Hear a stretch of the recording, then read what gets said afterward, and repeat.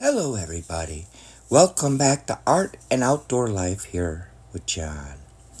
So, today I'm going to show you how to paint some reflections and how to kind of get a little bit of distance in your paintings.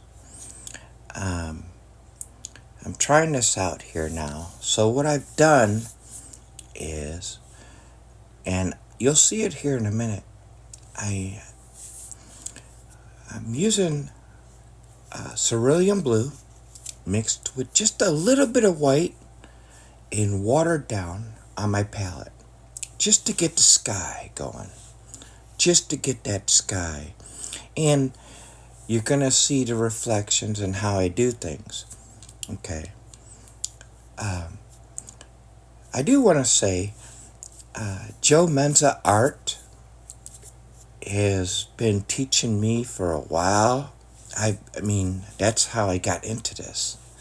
Okay. I've been learning from Joe Menza Art and also Andrew Broussard Watercolors. So go check out those channels if you want to. So if you noticed here, okay, I'm using a fan brush. And basically, because it's dipped in water, I'm using a sap green. And the paper is flat, so none of it's going to be running down the paper. I love painting, with the paper setting upward. However, I started out painting this way. Okay. So, what you want to do is you always want to keep, and here's another thing, with watercolors especially.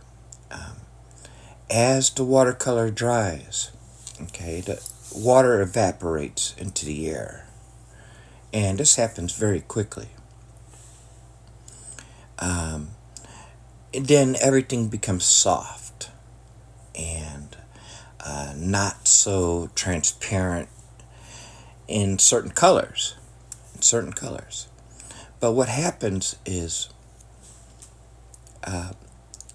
when you're looking at a view, everything, like a long distance view, everything in the background is very soft and very not really that dark. So that's why I did the first with the fan brush here. That's what I did first. I just put a little bit of kind of mellowed out sap green. Well, how do you mellow out sap green? Well, you water it down and you can put a little bit of white into it. Okay, so I laid that down. Now I'm taking cobalt blue and I'm just kind of going in front of it with the round brush. Now, why am I doing this? If you're a beginner, it's because the darker the colors, they push back the other colors. Anything dark will push back anything, you know. Now, as the paper is drying, you'll see that sky is really coming nicely. It's not so blue, it's not dark blue, it's not a really heavy cold, or that was a cerulean blue. Not really looking that way now. Okay, so, and don't forget when you're using these round brushes and any kind of brush, you can use all different sides of these brushes. They're not just meant to go, from the tips. Use the sides of them. Curl them. Roll them. Roll your brushes with your fingers. Okay.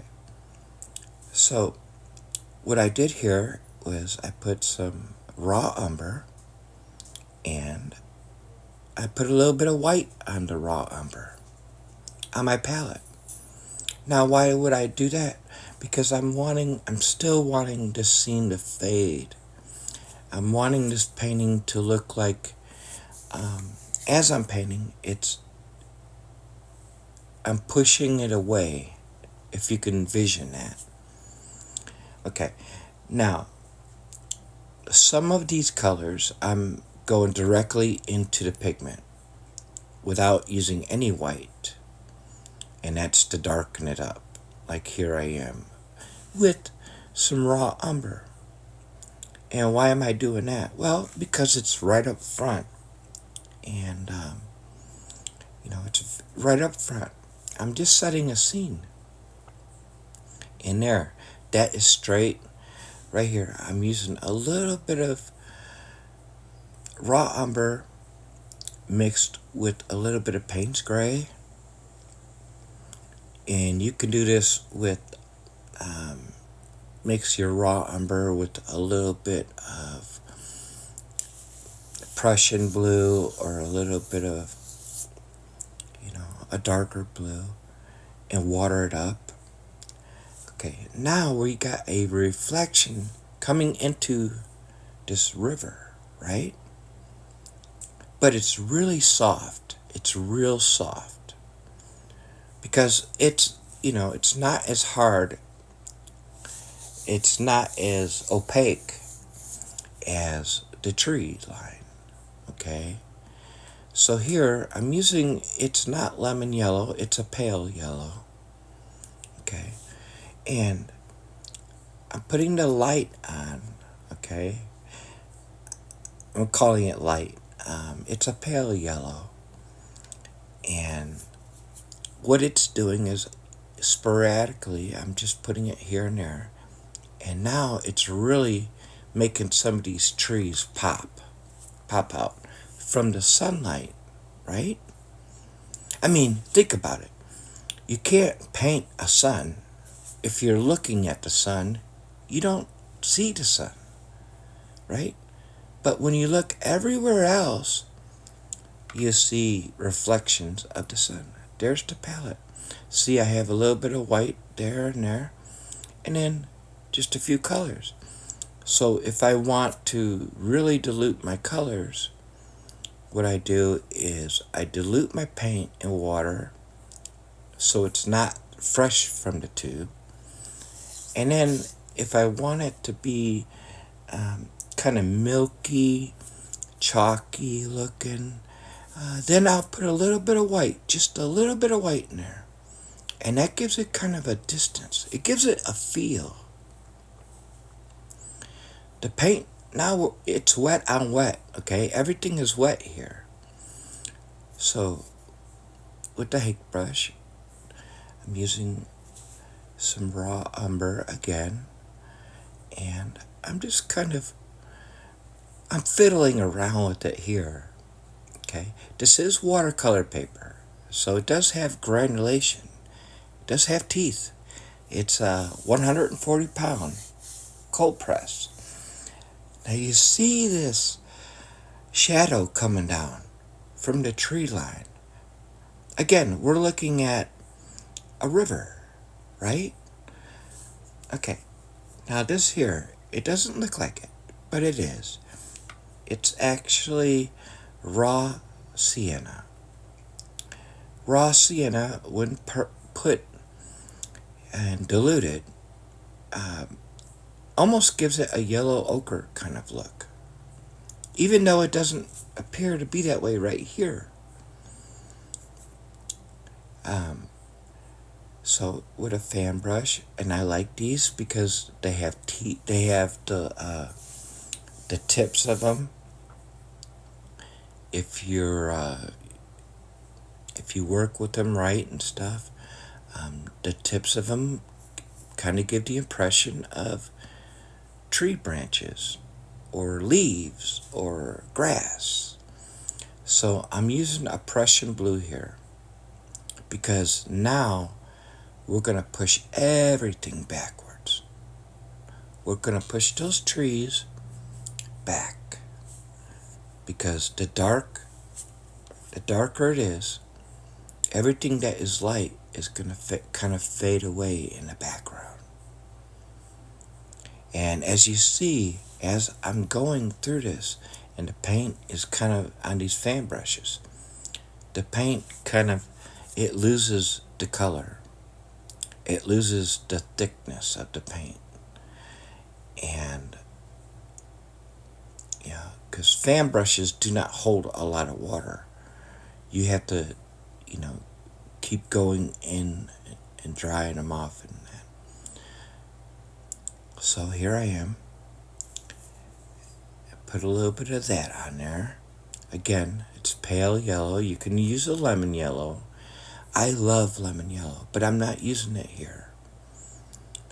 And I'm doing this because these are the spots randomly, just randomly. This is not from a reference photo or nothing. Just randomly. Wherever the sun might be shining down on. And it is so beautiful when you do these things. Mixing the light with the dark. Okay. And, so I got a little bit of Payne's Gray. I do have a little Payne's Gray mix in here. You can make your own Payne's Gray. I have a video on that. Or you can use a little bit of blue and red and a touch of yellow. So here with a little plastic card, I'm making little rock formations. And, you can make trails or whatever. I'm putting in some trees, kind of, giving a little tree trunk kind of thing. And I'm honest here, I've never heard of a tree trunk until I started painting a few years ago. To me, a tree trunk was the bottom of a tree. But apparently it's the main branch of the tree. So, and I'm just putting little rocks in here, just scraping a little bit. And then these cards are really fantastic. Look at this. Watch this.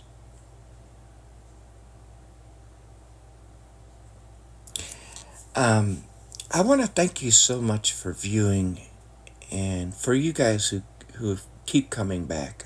I really appreciate that. It means a lot to me. I don't do the blow dryer thing or nothing. When I do these live videos, it's as you see it. Thank you again. I want to wish you a good, peaceful, wonderful day, evening, and morning, wherever you are, and whenever you're watching this. And thank you. Please hit like and subscribe if you enjoy my videos. Sincerely yours, John. And I tried to put some birds in there. And it came out a little bit big. Have a good time, everyone. Thank you.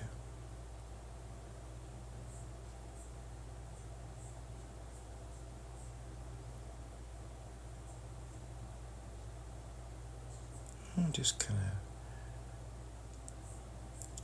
put a little bit more dark in there. Push that light back. Those light colors backwards. Just like that. That's not bad. You can do this. You can do this.